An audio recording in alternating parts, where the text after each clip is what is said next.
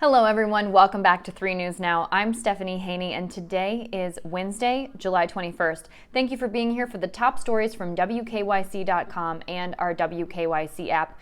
We start off with news out of Washington, D.C. that is directly related to things that happened here in Ohio. Speaker of the House Nancy Pelosi today rejected 2 of Republican House leadership's recommendations for the bipartisan panel to investigate the insurrection that happened on January 6th. Those 2 people who were rejected include Indiana Representative Jim Banks and Ohio Representative Jim Jordan. It was in the hours after the insurrection that both Banks and Jordan voted to overturn Joe Biden's presidential victory. Pelosi said that she had spoken with Republican leader Kevin McCarthy and told him she would reject the 2 names. This is her statement. With respect for the integrity of the investigation, with an insistence on the truth, and with concern about statements made and actions taken by these members, I must reject the recommendations of Representatives Banks and Jordan to the Select Committee. Now, Pelosi has the authority to do this, though she does acknowledge this was unprecedented, meaning not something that's typically done, but that doesn't mean she doesn't have the authority to do this. Now, McCarthy said that the Republicans won't participate in a House investigation of the January 6th riot at the Capitol if Democrats won't accept the members that he recommended to be appointed. Now, Pelosi said in a statement that she had accepted 3 other picks: Illinois Representative Rodney Davis, North Dakota Representative Kelly Armstrong, and Texas Representative Troy Nehls. Like Jordan and Banks, Nehls also voted to overturn Biden's victory in the 2020 presidential election. Armstrong and Davis voted to certify the Electoral College results. Banks recently traveled with former President Donald Trump to the U.S.-Mexico border and to visit him at his New Jersey golf course. Jordan was one of Trump's most vocal defenders in his 2 historic impeachments. In other political news, on Wednesday, Senator Bernie Sanders will be coming here to Cleveland to support Nina Turner, who is up potentially for the candidacy to replace the 11th Congressional District seat here in Ohio, the seat that's been left vacant by Secretary of Housing and Urban Development Marcia Fudge. She was in that seat. She was appointed by the Biden administration, so now we're having a special election here in Ohio to fill that seat.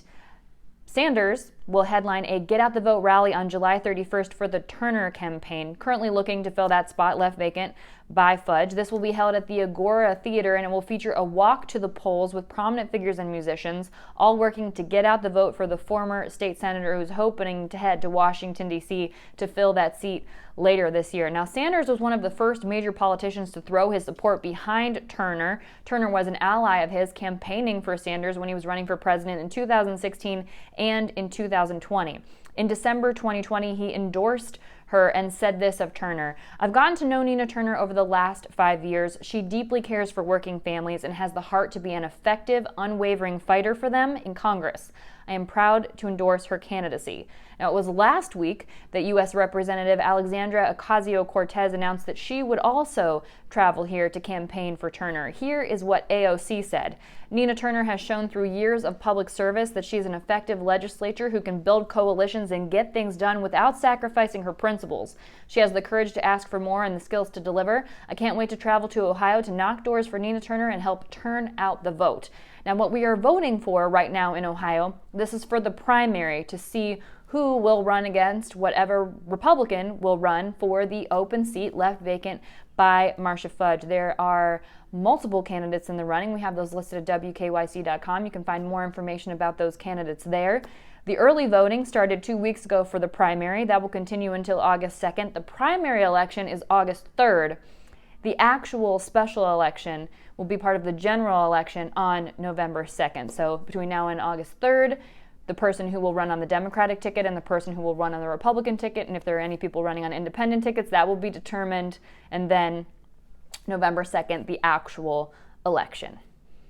Back here in Ohio as well, Cleveland Browns quarterback Baker Mayfield is talking about the COVID-19 vaccine, talking about how it definitely poses a competitive advantage within the NFL. This is while he was speaking to reporters at Gates Mills, Ohio, where his youth football camp is underway. Now, he said, yes, there are league-related benefits to being vaccinated, as players who have been vaccinated will be able to follow looser protocols than unvaccinated players, including not being required to quarantine following high-risk exposure to COVID-19.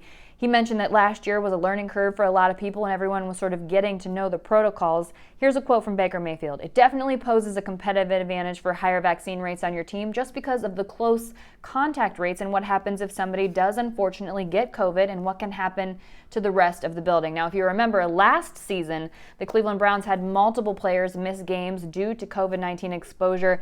That included many of the members of the receiving corps missing what turned out to be a loss to the New York Jets. Now, this year, players wouldn't necessarily have to miss playing time or practice if they were vaccinated, even if they were in an instance of exposure to COVID-19. Also noted that vaccinated players will be less likely to contract COVID-19 and will not be required to undergo daily testing for COVID-19. And Mayfield also noted there are other benefits both on and off the football field to getting vaccinated. Here's a quote from Baker referring to things that many experts have said. "It's a competitive advantage, but it's also way more than that. It's about safety and just general health and well-being of human life." Here's a story that's sort of tied to Cleveland area, something that's topping WKYC.com today. Remember the movie White Boy Rick starring Matthew McConaughey that was shot here in Cleveland? Well, the inspiration for that movie is suing police for $100 million. The man is from the Detroit area. Richard Wershey, right now he's 52 years old. He served about 30 years in prison in Michigan before he was released in 2017, and then later served a few more years in a Florida prison for an unrelated crime. But now he's filed a lawsuit in federal court in Detroit alleging that his troubles in the 1980s were related to the pressures of pleasing local police and federal agents. He says that they used him as an informant, repeatedly sent him into drug dens, and then abandoned him when he got in legal trouble. Here's a quote from Wershey. "The justice system hasn't been fair to me over the last 33 years. This needed to be done. The truth absolutely needed to be told. Everything that we say will be backed up by documents and FBI agents." Now, as I mentioned, Wershey's life was the basis of White Boy Rick, and the title referred to his nickname during his younger days, which is a nickname that he doesn't particularly like. And his attorney acknowledged that Detroit and others named in the lawsuit will argue that his constitutional claims are too old to bring to court, but he says this is a unique case. Here's a quote from that attorney. "Our Constitution, our justice system, and God-given right to all humanity calls on this court to finally bring justice to a man whose life has been taken from him at the tender age of 14 all the way up to 51 years of age." That's in the lawsuit filed on Wershey's behalf. Now, Detroit Police spokesperson Rudy Harper declined to comment, saying the department hasn't seen the lawsuit. And that brings us to what we do for you every Wednesday here at 3 News. It's your Good News Break. It's All Good News drops every Wednesday at 1 p.m., and that is live on the WKYC YouTube page right now. You're definitely going to want to check it out because we are talking about an incredible woman who graduated high school. I won't give away all the details, but it was quite the feat for her to do that, and she's hoping to inspire others to do the same and make sure they follow their dreams. And an incredible reunion. We've all been following what's been happening in Florida with that condo collapse. Well, and a reunion, despite the odds, that you're going to want to hear about, and that is in your Good News Break. So make sure you check that out on the WKYC YouTube page. And if you're looking for something fun to do and something special to do, you have to check out this company called Pleasant Picnic. This is the highlight of our latest Blacklight series by our Kiara Cotton that features Black-owned businesses. And what this business is it helps you plan a special picnic hassle-free for yourself. Maybe you don't have all the things you need. Maybe you need some help coming up with the ideas. Maybe you just want someone to help you make it a little extra special.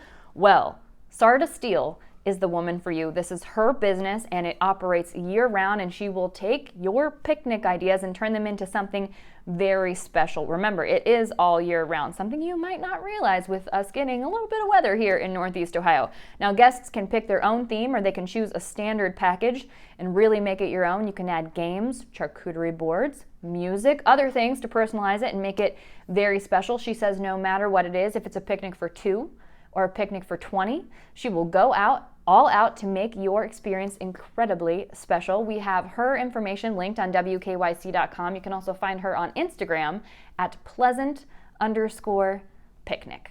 And before I let you go today, we have to celebrate the fact that today is National Junk Food Day. I would love to know what your favorite junk food is. If you haven't joined us on the What's New Facebook page, you have to do it. It's such a fun place. One of my favorite junk foods, peanut M&Ms. And I feel like I'm kind of getting away with something there because there's a peanut in there, yes, but also the chocolate. And I'll be honest, I forgot my lunch today coming into the office. So that's my lunch. And the sugar is also a nice little pick-me-up because, you know, your girl doesn't drink coffee. So we got to do something to get us through the day, right? Especially in those early mornings. Let me know what you think. Join us on the 3 What's New Facebook page. And that is it for your 3 News Now update today for Wednesday, July 21st. I'll see you next up on What's New with your trending stories in the Clicking in Cleveland segment. And I will see you back here tomorrow for more 3 News Now.